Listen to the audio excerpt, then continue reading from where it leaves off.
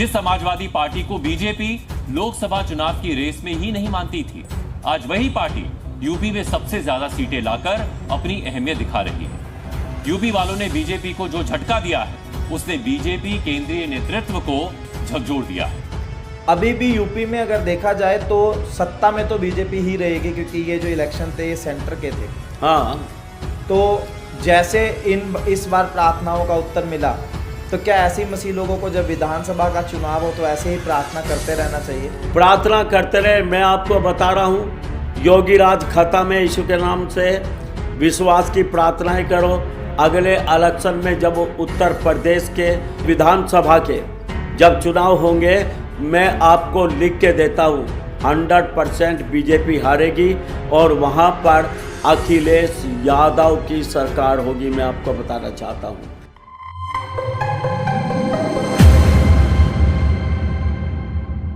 Hallelujah, सबको जय मसीह की।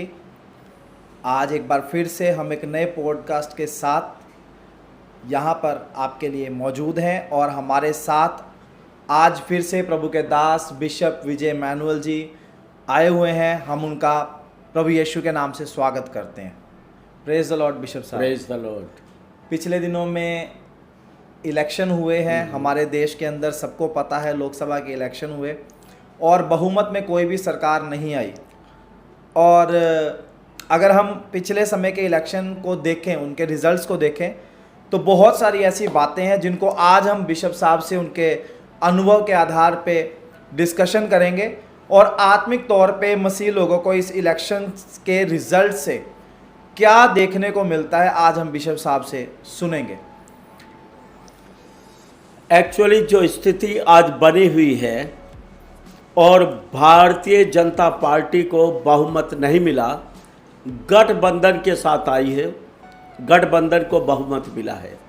लेकिन जैसे अकेली भाजपा ने पिछली बार सरकार बनाई अपने दम पे, उनको बहुमत था, उससे पहले भी बहुमत था, लेकिन इस बार भाजपा को कोई बहुमत नहीं, दूसरे दलों की सपोर्ट है, गठबंधन है, गठबंधन की सरकार है। लेकिन ये स्थिति भारतीय जनता पार्टी की हुई क्यों? सबसे पहला कारण मैं आपको बताता हूं, यूपी के अंदर जो योगी ने पूरा का पूरा डिक्टेटरशिप वाला जो काम किया, जो चाहा किया, अयोध्या में लोगों के घरों को तुड़वाया, गरीब लोग, और भी जगह जगह बहुत सारी बातें ऐसी हुई जहां निचले तबके को, गरीब लोगों को बहुत नुकसान हुआ। और सबसे बड़ी बात जो यूपी में हुआ, एज ए बिशप मैं आपको बताना चाहता हूं, पास्टर्स लोगों के लिए बहुत कठिन समस्या पैदा योगी राज में हुई। बिना कारण शरीफ परमेश्वर के पवित्र लोग, यीशु का प्रचार करने वाले लोग, जिन्होंने कोई क्राइम किया ही नहीं, जबरदस्ती उनको जेल में डाला। मैं आपको बता दूं, हजारों लोगों को, हजारों पास्टर को, विश्वासियों को बिना किसी कारण के जेल में डाला। यूपी में जो सताव मसीह लोगों के साथ हुआ, वो सताव कब नहीं था, बहुत बड़ा सताव हुआ है। और क्रिश्चियंस लोगों ने प्रार्थना किया, उत्तर प्रदेश के लोगों ने प्रार्थना किया, देश भर के मसीह लोगों ने प्रार्थना किया। और ये मसीह लोगों की प्रार्थनाओं का जवाब है कि उत्तर प्रदेश के अंदर इनको केवल 36 सीट मिली, बाकी 44 सीट दूसरी पार्टीज को मिली, जिसमें लगभग 37 सीटें अखिलेश यादव को मिली हैं। स्थिति तो कमजोर है भाजपा की, और ये गठबंधन की सरकार कब तक चलेगी कोई इसकी गारंटी नहीं दे सकता। ये मोदी भी गारंटी नहीं दे सकता। अगर वो गारंटी देते हैं, झूठी गारंटी है। मैं आपको बता दूं, इसमें बहुत खिलाड़ी लोग हैं गठबंधन के अंदर, जो मोदी से ज़्यादा होशियार राजनेता हैं। तो आत्मिक तौर पे अगर हम इस इलेक्शन के रिजल्ट को देखें तो ये प्रार्थनाओं का उत्तर है जो बिल्कुल, मसीह लोगों ने की। बिल्कुल बिल्कुल। अभी भी यूपी में अगर देखा जाए तो सत्ता में तो बीजेपी ही रहेगी, क्योंकि ये जो इलेक्शन थे ये सेंटर के थे। हाँ, तो जैसे इस बार प्रार्थनाओं का उत्तर मिला, तो क्या ऐसे ही मसीह लोगों को जब विधानसभा का चुनाव हो तो ऐसे ही प्रार्थना करते रहना चाहिए? प्रार्थना करते रहे। मैं आपको बता रहा हूँ, योगी राज खत्म है, यीशु के नाम से विश्वास की प्रार्थनाएं करो। अगले इलेक्शन में जब उत्तर प्रदेश के विधानसभा के जब चुनाव होंगे, मैं आपको लिख के देता हूँ 100% बीजेपी हारेगी और वहाँ पर अखिलेश यादव की सरकार होगी। मैं आपको बताना चाहता हूँ, लेकिन ये सब प्रार्थनाओं से होगा, एक बड़ा परिवर्तन आएगा। और इनको पता है अब उत्तर प्रदेश के अंदर दोबारा बीजेपी की सरकार आने वाली नहीं है। अगर एक भारत के नागरिक के तौर पर इस चुनाव को देखा जाए तो क्या ये सरकार जो बनेगी गठबंधन में, क्या ये सही होगा या गलत होगा? क्योंकि कुछ लोगों का पॉइंट ऑफ व्यू ये है कि जब गठबंधन में सरकार बनती है तो बड़े डिसीजंस लेना मुश्किल होता है, उसमें बड़ा विरोध सरकार का आपस में ही होता है, तो बड़ा बदलाव देश में नहीं आ पाएगा अगले 5 साल तक। लेकिन दूसरे तरफ लोगों का पॉइंट ऑफ व्यू ये है कि गठबंधन की सरकार के कारण से तानाशाही कभी नहीं चलेगी, जैसा पिछले 5 सालों में भारत देश के बहुत सारे हिस्सों में देखने को मिला है। आप इसके बारे में क्या विचार रखते हैं? बिल्कुल, मैं एक बात बताना चाहता हूँ। मैं तो चाहता हूँ गठबंधन की सरकार बनी रहे। भारतीय जनता पार्टी गठबंधन के साथ राज्य करती रहे, क्योंकि इनके ऊपर दबाव बना रहेगा, तानाशाही नहीं चलेगी।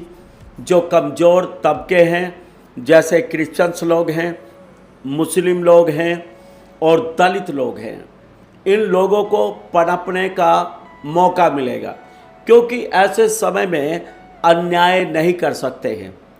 चाहे क्रिश्चियंस हो, चाहे मुस्लिम हो, चाहे निचला तबका हो, कम से कम इनके अन्याय से बचा रहेगा, क्योंकि दूसरे राजनीतिक दलों का दबाव जो गठबंधन में इनके साथ है, इनके ऊपर बना रहेगा। तो और होता क्या है, जब एक तरफा बहुमत होता है, ये इस देश के लिए बहुत खतरनाक है।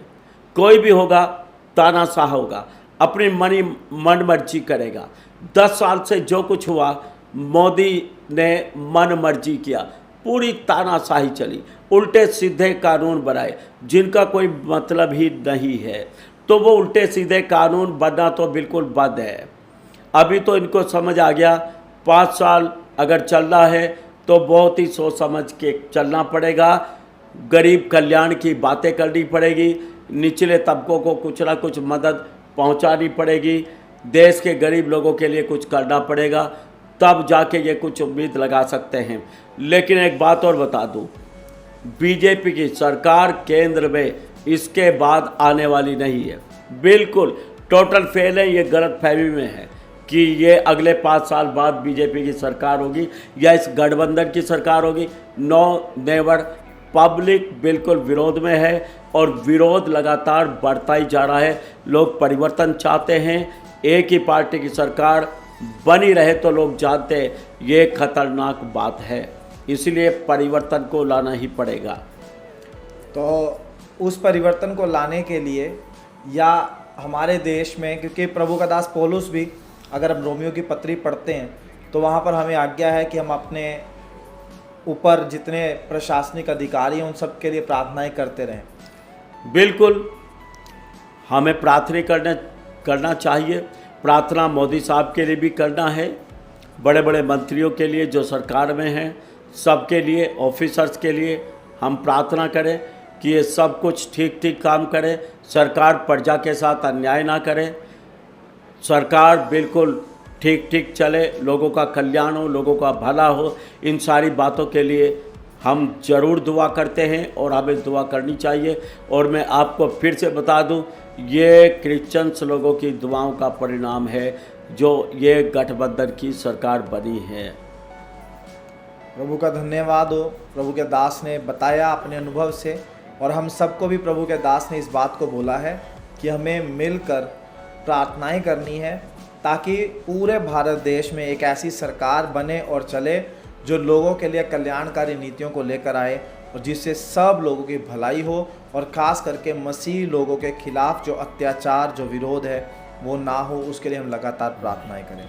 परमेश्वर आपको आशीष दे। सबको जय मसीह की। जय मसीह की।